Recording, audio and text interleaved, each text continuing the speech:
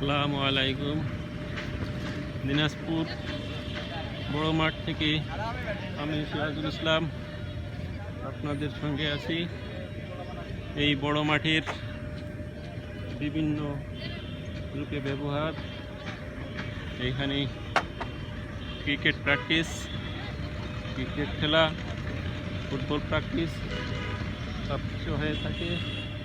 এখানে দেশের বৃহত্তম ঈদের জামাত হয়ে থাকে। এছাড়া বিভিন্ন সময় যেমন কৃষি মেলা, বৈশাখী মেলা, আরও বিভিন্ন ধরনের কার্যক্রম পরিচালিত হয়। এই মাঠের ওই প্রান্তে আমরা দেখতে পাচ্ছি ফুটবল খেলা চলছে।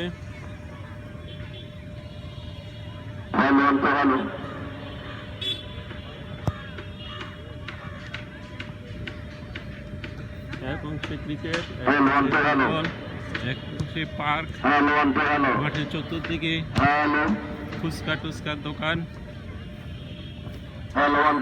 প্রান্তে অন্য ধরনের খেলা হয়ে থাকে, বেসবল, বাস্কেটবল, টেনিস।